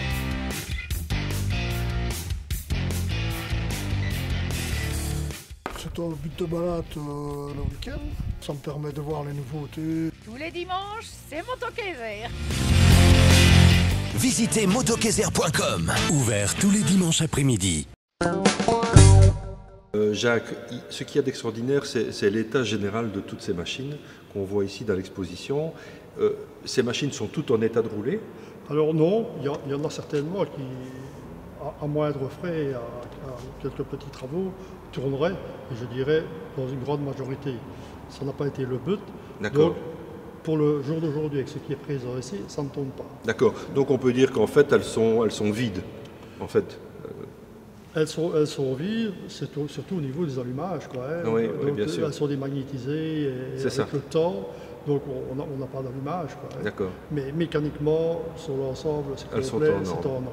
Certaines boîtes sont bloquées, boîtes de vitesse sont bloquées, certains moteurs sont grippés, donc là, on n'a pas poussé les choses. Okay. Si on prend par exemple ce véhicule ici... Oui, d'ailleurs ce véhicule-ci, je crois que tu en es particulièrement fier. Je l'apprécie beaucoup. Pourquoi? Je l'apprécie beaucoup, pourquoi? Parce que d'abord c'est le premier véhicule de la ferme Gilet. Moi qui aime bien les motos Gilet. Donc, ça c'est la première? C'est la première. D'accord. Quelle année? Celle-ci est de 1921, Mais le premier commercialisé, c'était 1920. D'accord. Mais de la même génération. Quoi, hein. Et donc cette moto a 100 ans. Celle-là a 100 ans, oui. Elle a 100 ans, oui. Ben, bon anniversaire. Elle a 100 ans, oui. Tu n'y avais pas pensé? Non, mais comme il va quand même avoir une exposition sur le centenaire, donc tout ça, ça va quand même... Alors, quand on regarde ça de près, évidemment, on hallucine. Non, on a une transmission par courroie. Bon, ceci dit, ça se fait encore de nos jours. Oui, oui, tout à fait. Mais bon. Quelles sont les autres particularités de ce moteur? Ben, ce moteur-là, c'est un moteur 2 temps, le moteur classique de chez Gillet qui a évolué. Et finalement, on a un peu la même forme de cylindre et de culasse que celle qu'on a vue tout à l'heure. Oui, parce que ce sont des cylindres Borg, donc il n'y a pas de culasse, sur ce moteur. Hein. Donc ce sont des admissions par conduit, toujours maintenant. Et sur ce moteur-là, elle a un petit distributeur rotatif sur l'extérieur. Ça existe encore sur certains véhicules. D'accord, ok. Et donc, oui, pas de culasse, ça c'est quand même une particularité assez mécaniquement assez incroyable. Oui, tout à fait. Alors, on appelait ce style de montage avec un réservoir comme ceci des entretubes, c'est juste? Des entretubes, parce que le réservoir sous cadre, comme on disait. Donc, parce qu'à l'origine, on vient du vélo en fait. On vient du vélo, oui. C'est un peu ça. Oui, c'est un peu ça, parce qu'à l'époque, quand on a même mis les réservoirs, on les portait en dessous de la barre du cadre. Oui, c'est ça, tout à fait. Ça vient un petit peu comme ça sur l'origine. Alors bon, ben ça roulait à quoi? 30 à l'heure? 25 à l'heure? On peut quand même dire dans les 40-45 km/h quand même. Hein. Alors là, j'hallucine complètement parce que là, je regarde les freins. On est sur des freins à patins comme sur les vélos. Exactement, oui. Ce sont des caractéristiques un peu des véhicules qui donnent vraiment l'époque. Ouais. Enfin, mécaniquement, on avait quand même inventé pas mal de choses. On avait inventé pas mal de choses et c'était quand même fiable parce que ces véhicules-là ont duré et on en a fait quand même pendant... Oui, c'est ce que j'allais poser comme question. Est-ce qu'on pouvait rouler avec ça au quotidien? À l'époque, il le faisait parce que du temps de la génération des véhicules à courroie, presque toutes les sociétés et toutes les marques, c'était des véhicules à courroie. La transmission est à courroie. Et même quand on a sorti les véhicules à transmission par chaîne, on a quand même gardé des véhicules avec des courroies. Ah oui. C'était des courroies en cuir qui patinaient beaucoup. Et c'est vrai que c'était l'inconvénient, c'était le patinage. Oui, il fallait garder de la tension. Oui. Oui, enfin, il n'y avait pas de tendeur. Parce qu'en fait, ça se fait ici. Ça, c'est la graffe. Ça, c'est la graffe. Et alors, qu'est-ce qu'ils mettaient dessus, quoi? Ils mettaient carrément de la résine. Ah oui, pour que ça... De la colle, quoi. Ils mettaient de la colle, de la résine. Ça s'appelait... On appelait ça portait un terme, c'était des bâtons de spégula, ils appelaient ça. Est-ce que c'était la marque ou quoi? Et c'était de la résine concentrée qu'on badigeonnait dessus. Ah oui. Voilà, quand je t'entends parler, Jacques, j'ai quand même une question qui me vient à l'esprit. Qu'est-ce qui va se passer après nos générations pour continuer à garder ce patrimoine en état en termes de savoir? Est-ce qu'il y a des jeunes qui vont prendre le relais, tu crois? Pour le moment, je dirais que ça n'a pas un grand succès du côté des jeunes. Ouais. C'est vrai qu'on se pose la question, qu'est-ce que ça va devenir? D'abord, le bien matériel des véhicules que l'on possède. Ça, c'est une chose. C'est une chose. Donc la transmission, on espère quand même qu'il y aura du mordant. Maintenant... Mais l'expérience... pourtant, ce n'est pas quelque chose de compliqué parce que c'est quand même la base de la mécanique. Oui, mais quand la passion est là, il n'y a rien de compliqué. Il n'y a rien de compliqué, si on le dit comme ça. Hein. Oui.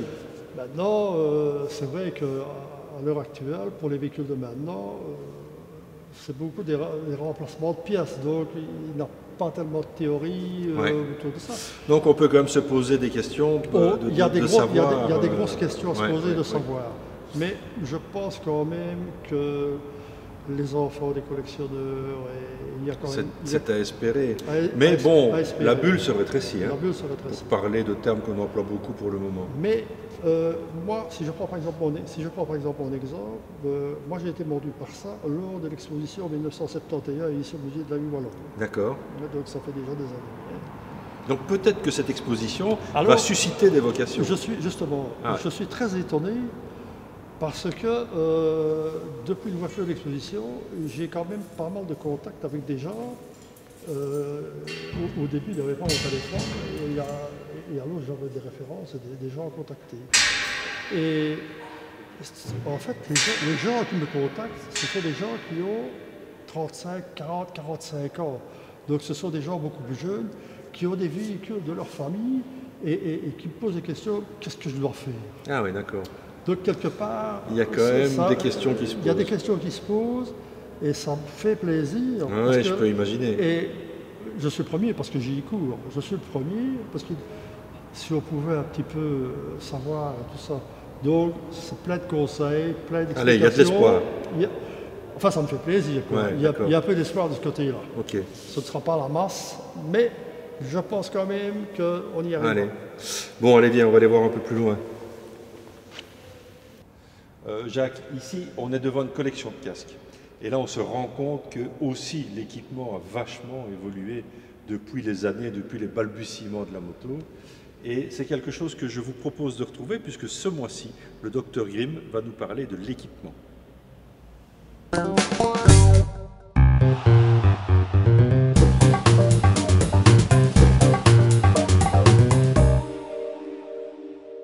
Bonjour et bienvenue dans ma séquence, la séquence du Dr Grimm. C'est moi. Bon, cette fois-ci, écoutez, j'espère que vous avez passé de bonnes vacances. Je voulais aborder cette fois-ci un sujet important puisque c'est l'équipement. Et l'équipement, ça veut dire beaucoup de choses. On va les détailler une par une. Et on va commencer par ce qui me semble presque le principal, c'est le casque. Alors le casque, eh bien ici, moi j'ai dans les mains, ici c'est un Shark Racer Pro. C'est avec ça que je roule déjà depuis quelques années. Maintenant, c'est un casque hyper sport. Alors, pourquoi je vous parle de ça? C'est que une des premières choses quand on choisit un casque, déjà, c'est de choisir le bon type de casque. Bon, moi, évidemment, j'ai l'habitude de rouler avec un casque plutôt très, très sportif parce que je fais de la piste. Mais j'ai aussi d'autres casques qui sont moins sportifs. Par exemple, ceci, c'est un casque qui est relativement haut de gamme, comme tous les casques sportifs, mais c'est un casque qui est aussi relativement bruyant. Bon, la première chose à faire, évidemment, c'est de bien choisir son casque et pour ça, il faut l'essayer. Donc déjà, première chose, les gens qui achètent des casques sur Internet, alors ça ne me paraît pas une bonne idée parce que on a tous une morphologie complètement différente au niveau de la tête et on a vraiment tous des marques qui nous correspondent plus que d'autres. Donc, il faut bien comprendre que au-delà de la beauté ou du type de casque ou d'une déco, il faut évidemment s'assurer qu'un casque est confortable, est bien sur votre tête et que vous soyez bien dedans. Moi, j'ai certaines marques où je les mets, où j'ai tout simplement mal au front, où ça pousse trop sur mes joues. Donc, il faut bien vérifier l'ergonomie du casque et les essayer. Et aussi choisir la bonne taille. La taille, c'est super important. Je vois assez régulièrement des gens qui prennent des casques, parce que pendant tout un temps, j'ai même vendu de l'équipement. Et donc, je voyais des gens qui naturellement s'orientaient vers des casques qui étaient légèrement trop grands parce qu'ils étaient plus confortables. Maintenant, n'oublions pas que les mousses et tout l'intérieur du casque finissent par un petit peu se compresser avec le temps et donc parfois on gagne presque une taille. Donc si vous prenez un casque qui est déjà limite trop grand, eh bien vous allez le mettre quelques fois et puis il va bouger sur votre tête et donc il ne sera pas à la bonne taille. Donc faites-vous conseiller dans les magasins pour choisir les bonnes tailles de casque. Bon, eh bien, on vient de parler de l'achat du casque, ça c'est une chose. Il y a aussi le type de casque. Alors vous avez de nombreux types de casques. Le marché est vraiment très ouvert à ce sujet. Vous avez les casques jet, vous avez les casques bol, vous avez les intégraux, vous avez les modulaires, vous avez les casques plutôt type enduro cross. Vous avez donc déjà, il faut évidemment utiliser le casque qui correspond à votre utilisation. Maintenant, moi ici, je tiens en main un casque qui est le casque que j'utilise le plus, mais c'est un casque qui est hyper sport. Donc ça veut dire que c'est un casque fait principalement pour faire du circuit et donc il est extrêmement aéré. Il y a de grosses entrées d'air ici et donc ça c'est la particularité des casques sportifs. Alors c'est vrai que beaucoup préfèrent ce type de casque parce que ça a un look agressif et que ça peut même faire penser à certains pilotes et c'est plutôt agréable. Néanmoins, ça a des désavantages, à savoir que c'est souvent les casques les plus bruyants. Et le bruit, à terme, c'est quelque chose qui peut être vraiment épuisant, à ne pas négliger. Moi, personnellement, ça fait des années que je roule avec des bouchons d'oreille et je ne sais plus m'en passer. L'impact du bruit sur la fatigue est vraiment quelque chose de complètement incroyable. Faites un voyage d'1 heure avec et sans bouchon d'oreille, vous allez comprendre la différence, c'est vraiment bluffant. Donc, bien choisir son type de casque et penser à l'insonorisation du casque. Alors, deuxième élément en général qui est favorisé dans l'achat de son équipement, c'est évidemment une veste pour protéger le haut. Eh bien, je vous invite une fois de plus à être bien prévoyant et à acheter des bons équipements. Ici, c'est une veste qui date, qui a déjà aussi chuté d'ailleurs. Et j'en viens directement à la nécessité de prendre des protections au niveau des coudes qui sont relativement enveloppantes. Ici, je peux vous assurer que quand j'ai chuté, c'était sur un circuit de karting, donc c'était lors d'un test moto. Mais ici, on voit clairement qu'au niveau du coude, heureusement que j'avais une coque rigide, je vais dire de bonne consistance. Alors ça, évidemment, c'est les coudes. Deuxième chose, ce sont les épaules. Même chose, avoir une coque relativement rigide. On vend sur le marché parfois des vestes avec des protections. Alors, de protection, ça n'a que le nom parce que c'est tellement fin qu'au final, je trouve ça tout à fait inutile. Et je trouve ça dommage que certains vêtements soient homologués avec des protections qui sont franchement faibles. Alors, encore une chose que je regrette, et là, je regrette vraiment, vraiment, c'est que la majorité des vestes sont livrées sans une réelle dorsale. La majorité des vestes sont livrées avec une espèce de petit mousse et c'est vraiment pas du tout suffisant. Ici, on est sur un produit d'Enez dans laquelle j'ai inséré une dorsale qui est rigide, comme vous le voyez, qui est ici, et qui me paraît le minimum en cas de chute. N'oubliez pas que la colonne vertébrale, c'est ce qui vous tient debout et c'est peut-être une des choses les principales à protéger. Donc, dans vos vestes, investissez et mettez bien une dorsale. En parlant de dorsale, eh bien, la bonne nouvelle, c'est que la technologie nous rattrape dans le bon sens du terme, à savoir que, comme vous le savez tous, l'airbag est en train de s'intégrer dans l'équipement du motard de manière quasi inévitable et au plus grand bonheur de tous d'ailleurs. Ici, on a un produit, on a un gilet airbag de marque Ixon dans lequel vous avez une dorsale qui est intégrée, mais la dorsale intègre aussi évidemment tout le logiciel d'action et aussi la bonbonne de gaz. Alors bon, aujourd'hui il y a Ixon, vous avez Denez, vous avez Elite, il y a beaucoup de marques qui proposent des produits relativement différents, vous en avez certains qui sont filaires. Ceci c'est un produit sans fil, au même titre que Denez et Alpinestar. C'est quand même une technologie supérieure parce que vous avez en fait un capteur interne qui calcule en permanence votre angle et les déplacements que votre corps a, et ces vestes sont raccordées aussi à un signal GPS qui analyse toutes sortes de paramètres et qui optimise la rapidité de gonflage, et on arrive aujourd'hui à des gonflages à une vitesse complètement folle, et surtout évidemment le principal c'est que le gilet se gonfle avant que vous ne touchiez un éventuel obstacle. Partie supplémentaire et aussi inévitable, enfin je l'espère pour vous, les gants. Les gants, super important. Les mains, qu'est-ce qu'on ferait sans nos mains? Moi, je me suis cassé déjà les 2 pouces sur circuit, donc je peux vous assurer que quand il me manque un pouce pendant quelques semaines, je peux vous assurer que je sais à quoi servent les gants. Et je vous invite donc à utiliser des gants avec des bonnes protections. Une fois de plus, bon, c'est vrai que sur le marché, il y a des gants de cross et ce genre de choses qui ne sont pas du tout adaptés à une utilisation route. Ceux-ci sont des gants un peu dérivés de ce qu'on va appeler des gants de sportifs, donc sauf que vous n'avez pas la partie qui vient couvrir la combinaison, mais c'est un gant relativement proche des gants de circuit. Et donc vous avez des protections carbone, vous avez des protections des phalanges. Bon, eh bien, au niveau de cette paire-ci, bien, comme vous pouvez le constater, j'ai chuté avec.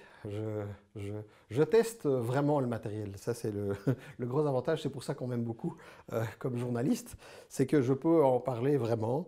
Et donc, ce que je peux constater ici, c'est que toute la coque protectrice avec le carbone a été entamée.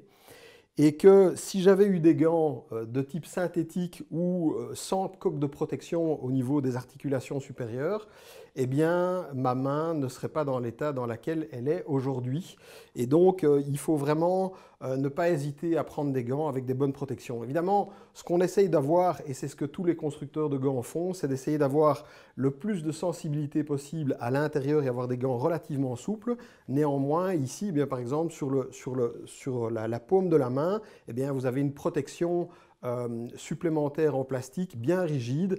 Même chose au niveau de l'articulation du petit doigt. Rappelons-nous qu'en général, si on tombe à gauche ou à droite, eh bien, quand on tombe, ben, malheureusement, en fait, forcément, on stresse. On stresse, donc on s'accroche à son guidon. Et en fait, quand on tombe, eh bien, la première chose qui touche le sol, eh bien, c'est le flanc. Résultat des courses, eh bien, c'est pour ça que vous trouvez des gants avec une majorité de protection rigide, surtout l'extérieur de la main, parce que c'est en général la première chose qui touche le sol. Donc, choisissez des gants avec des protections. Je peux vous assurer qu'aujourd'hui, je suis très heureux d'avoir choisi ceux-là. Bien évidemment, ne pas négliger les pieds. Et donc, il faut acheter des bottes, des chaussures. Alors, ça, c'est un modèle que j'ai acheté parce que c'est un modèle que j'utilise sur la route. C'est un modèle classique, je vais dire pas spécialement sportif. Il m'arrive de mettre aussi des bottes de circuit, des bottes de piste qui sont vraiment encore beaucoup plus protégées, mais globalement, ce n'est pas vraiment nécessaire. Le principal étant toujours, évidemment, de pouvoir protéger l'extérieur du pied, puisque c'est la première chose qui touche le sol en cas de chute, et la malléole. À ce sujet, eh bien, pour ne pas changer, j'ai bien évidemment aussi testé des chaussures. Et depuis une certaine expérience, je ne suis pas trop fan des chaussures à lacets parce qu'il m'est arrivé de faire une chute avec des chaussures hautes à lacets. Et au moment où j'ai chuté, le pied est resté coincé en dessous de la moto, on a glissé et le macadam a cisaillé les lacets et la chaussure s'est ouverte. Et donc j'ai eu quand même la malléole un petit peu abîmée. Donc je dois vous avouer que depuis cette expérience, je ne suis pas trop pour les chaussures à lacets et donc favoriser plutôt des modèles avec tirette ou fermeture, éclair et ce genre de choses. Eh bien, je viens de vous décrire les éléments de protection qui sont obligatoires et vous allez me dire, mais il manque quelque chose. Ben oui, en fait, il manque le pantalon. La législation n'oblige pas de porter un pantalon réellement protégé pour l'utilisation de la moto sur route et c'est dommage. Donc vous pouvez évidemment rouler en jeans si vous le désirez, mais je vous invite à quand même acheter un pantalon de protection avec des bonnes protections au niveau des genoux et aussi éventuellement des hanches. Alors bon, personnellement sur la route, quand je fais des essais routiers, moi je mets un jeans avec des protections Kevlar. C'est relativement... bon, il y a toujours mieux, je crois que le top, ça reste de tout simplement mettre un vêtement en cuir avec des grosses protections à l'intérieur, surtout au niveau des genoux, des protections au niveau des hanches. Mais bon, voilà, je vous invite quand même à essayer, je dis bien essayer, de ne pas trop circuler avec des vêtements légers, des jeans classiques et tout ça. Pensez à protéger vos jambes. Je vous rappelle que les genoux sont fort exposés en cas de chute et donc ne pas les protéger me paraît quand même un petit peu déraisonnable.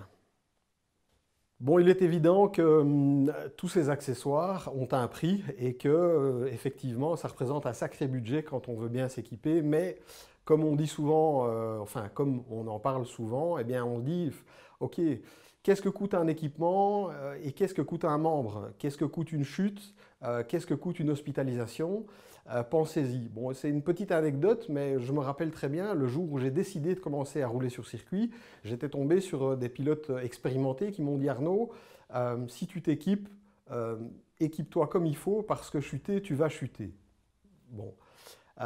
Au final, eh bien, j'ai effectivement acheté un équipement et quand j'ai fait le total du budget, eh bien, le budget de mon équipement était supérieur à la moto que j'avais achetée à l'époque, qui était une petite moto d'occasion pour commencer le circuit. Mais je peux vous assurer que je n'ai pas regretté parce que inévitablement, eh bien, oui, forcément, quelques années après, j'ai fini par chuter et j'étais très heureux d'avoir un équipement de qualité. Il ne faut vraiment pas négliger là-dessus. Moi, je suis très porté sur l'équipement, que ce soit en moto, que ce soit en vélo, que ce soit à ski, tout ça.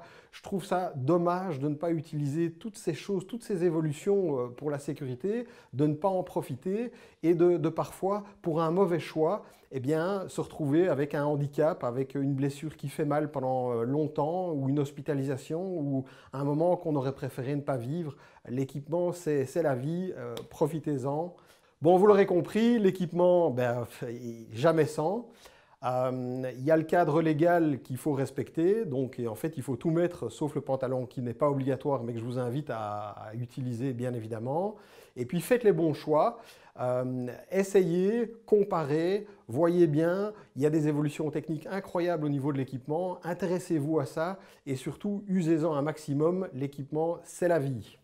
Bon, eh bien j'en ai fini pour cette fois-ci et je vous rappelle que vous pouvez nous envoyer des messages pour nous proposer des sujets pour l'émission, à savoir que vous avez certainement des questions par rapport à des sujets que nous n'avons pas encore abordés et nous sommes à votre disposition pour aborder ces sujets si vous le désirez. Donc envoyez à cette adresse email les sujets que vous voulez qu'on aborde, on regardera ça ensemble. D'ici à la prochaine, baladez-vous bien, équipez-vous et gaffe sur la route.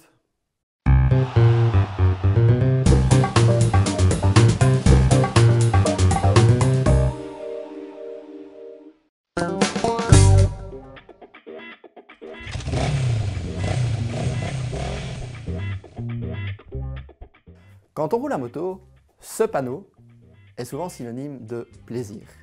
Mais il existe plusieurs façons de prendre les virages. Toutefois, il n'y a vraiment qu'une seule trajectoire qui soit adaptée à la conduite sur route. Si on revient un petit peu en arrière et qu'on s'intéresse aux chiffres en Belgique, environ 2/3 des accidents graves ou mortels ont lieu hors agglomération. La trajectoire est donc un élément important pour la sécurité, mais aussi pour le plaisir. Thierry, Arnaud, si on reprenait ça depuis le début? On voit souvent l'erreur type de certains motards qui est d'aller chercher trop tôt le point de corde et donc de sortir trop large de leur virage et donc de se retrouver sur l'autre bande de circulation avec tous les risques que cela comporte. Oui, en fait, écoute, la bonne technique, c'est d'arriver en étant bien à l'extérieur du virage pour pouvoir garder une excellente visibilité. Une fois qu'on est lancé, on peut rentrer dans le virage sur l'élan et on essaye de déplacer le point de corde le plus loin possible, ce qui permet de rester sur sa bande quand on réaccélère. Dans les virages à gauche, le danger est plus important car on est plus proche de la ligne centrale. Les épaules et la tête se retrouvent donc sur l'autre bande de circulation, ce qui laisse peu de chance si un véhicule vient en sens inverse. Oui, il faut à nouveau bien arriver à l'extérieur du virage dans sa phase de freinage et ne pas hésiter à aller au plus près de la limite de la route.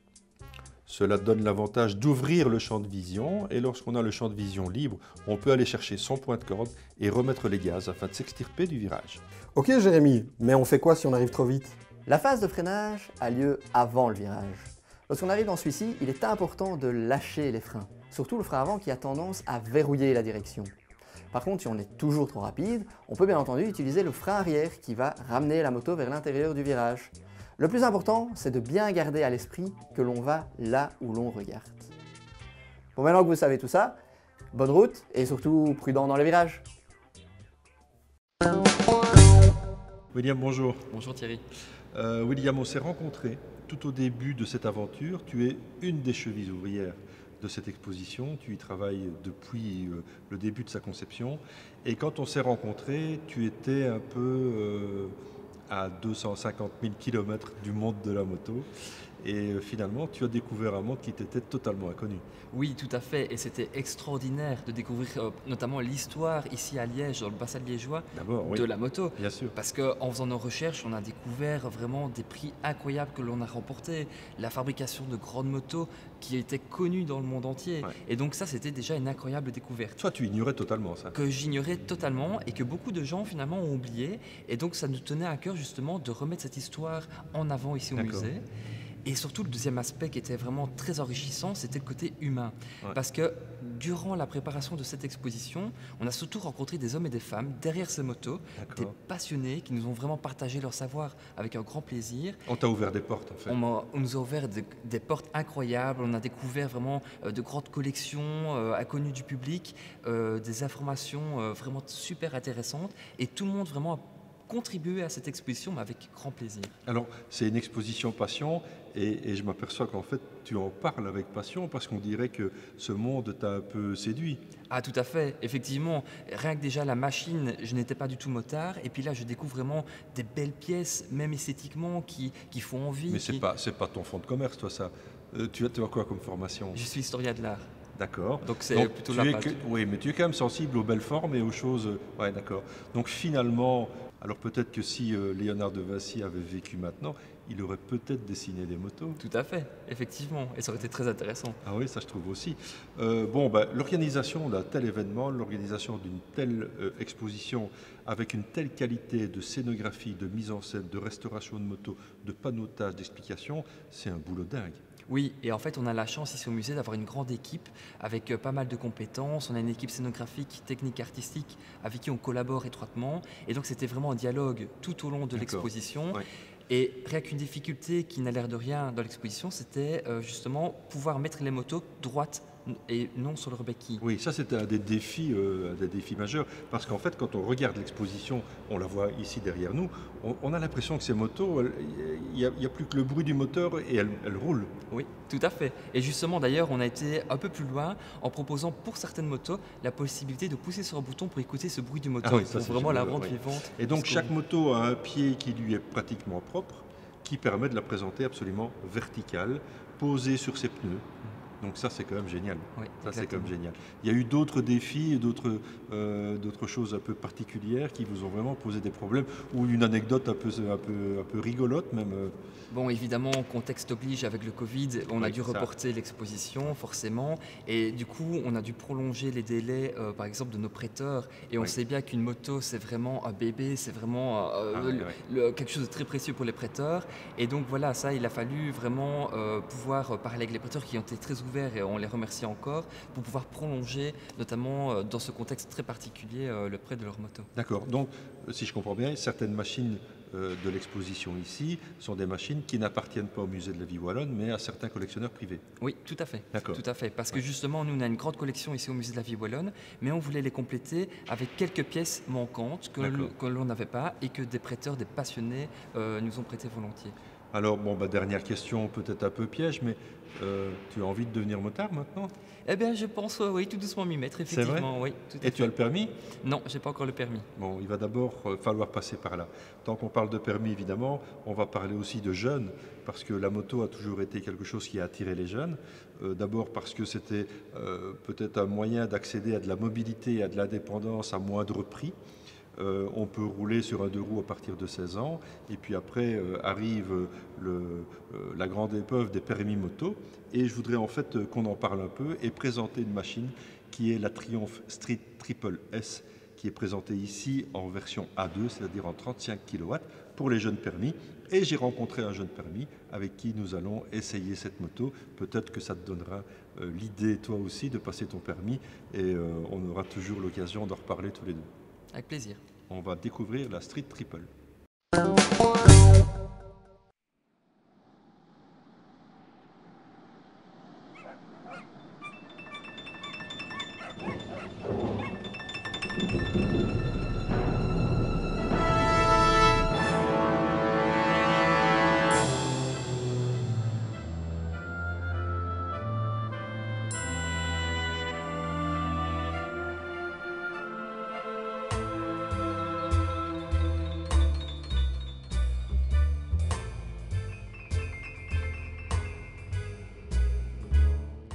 Bon salut Gauthier. Salut Thierry. Écoute, ça fait très plaisir de voir un jeune téléspectateur de l'émission et de le faire aussi participer, parce que ici, écoute, en fait, voilà cette Triumph avec laquelle on vient de faire quelques kilomètres, qui est une moto en A2, donc qui est en fait limitée à 35 kW, 47 chevaux environ. Et toi, tu roules sur une MT-07, donc on a une référence évidemment parfaite, c'est vraiment la moto concurrente de celle-ci. Alors, tes premières impressions, c'est quoi ? Très impressionné par le couple, c'est vraiment mon premier ressenti, mais vraiment un bon feeling avec la moto, vraiment de bonnes impressions. D'accord. Un peu plus de souplesse moteur que le bicylindre ? Oui, ça se sent, on sent directement la différence avec mon bicylindre avec lequel j'ai l'habitude de rouler. C'est plus rugueux, ça. C'est ça. Mais ça a du caractère aussi. Ça a du caractère aussi. Et dans les bas régimes, on sent que ça tape, alors que celle-ci est vraiment souple sur tous les régimes. Position de conduite ? Différente, mais voilà, après c'est peut-être aussi une question d'habitude, mais, certainement. Mais vraiment vraiment agréable. On sent peut-être les jambes un petit peu plus hautes ou plus reculées. Mais c'est un peu, à mon avis, un peu plus sportif. Ouais, c'est ça. Plus grand guidon, on est un peu plus sur l'avant et on a les pose-pieds, à mon avis, légèrement plus haut et en arrière. Donc on a un peu cette position sport qui caractérise évidemment toute la gamme des streets. Maintenant, c'est des motos assez polyvalentes. En full, une MT-07, ça fait combien de chevaux? C'est 75 chevaux. 75 chevaux. Donc ici, je le rappelle, on est limité, on est à 47 chevaux. Par contre, une fois qu'on a passé le permis A et qu'on débride cette moto, on arrive à 95 chevaux. Ouais. Ce qui devient quand même pas mal pour une moto de 650 cm3 environ. C'est une moto qui fait 168 kg. Donc c'est quand même relativement léger, c'est maniable. C'est maniable. On a fait un peu de ville, je trouve qu'elle s'en sort bien. Très bien. La souplesse moteur fait aussi que c'est assez facile à emmener. Ouais, c'est sûr. Maintenant, on n'a pas fait assez de kilomètres pour se dire tiens, ça monte dans les tours. On manque toute la partie explosivité en fait. Ouais. Donc jusqu'à 8000, c'est sympa. Et on a une zone rouge en fait qui est à 13 000 tours. Et de 8 à 13 000, dans cette version évidemment, il ne se passe plus grand chose forcément. J'imagine. Parce que ça manque un peu de patate quoi. Mais donc voilà, écoute, je trouve sympa en fait d'avoir pu avoir ton avis parce que moi j'essaye ces motos à longueur d'année et me retrouver sur une moto bridée comme ceci, ça faisait un moment que ça ne m'était pas arrivé et je trouve comme ça très intéressant parce que finalement au quotidien cette puissance suffit largement. Ah oui, tout à fait, surtout pour moi qui suis un jeune permis. Ouais. C'est sûr que pour débuter, c'est vraiment le top.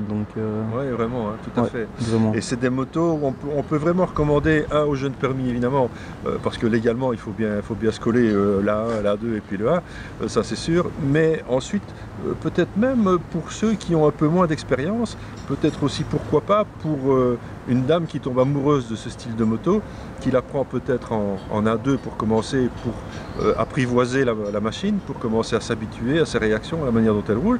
Et puis une fois que ça va bien, on peut peut-être passer chez un concessionnaire et la mettre en 95 chevaux. Oui, tout à fait. Bah, écoute, moi justement, ma copine s'intéressait peut-être, donc ah bah écoute, pourquoi pas y penser. Franchement, je pense que... Non, toujours pas, non. Bon, d'accord, ok. Bah écoute, si un jour elle a le permis et qu'elle veut essayer, maintenant tu as mes coordonnées. Et on organisera un petit essai, une prise en main avec elle. Ah bah parfait, c'est gentil. Ok. Bon Gauthier, merci d'avoir participé à ce court essai, mais c'était vachement bien. Merci à toi. On aura peut-être l'occasion de se revoir pour d'autres essais. Je l'espère. Et peut-être un peu de monter en puissance pour une prochaine fois. Pourquoi pas. J'ai vu comme tu roulais, donc je crois que je peux te faire confiance. Merci. Merci à toi.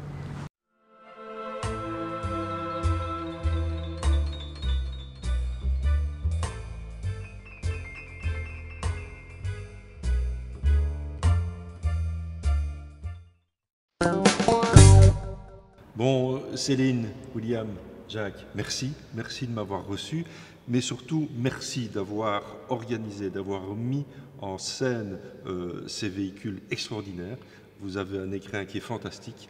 Moi, je ne peux que vous encourager à venir voir cette exposition. J'espère qu'on vous a donné l'envie d'y venir parce que c'est quelque chose qu'il faut voir, et ce, avant le 1er avril 2021 ?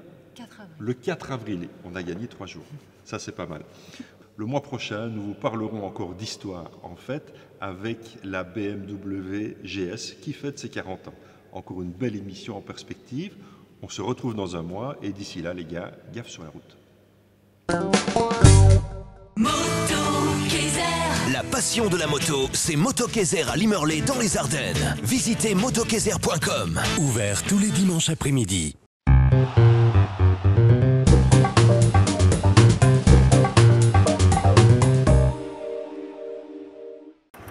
J'avais dessiné sur le side son doux visage qui me souriait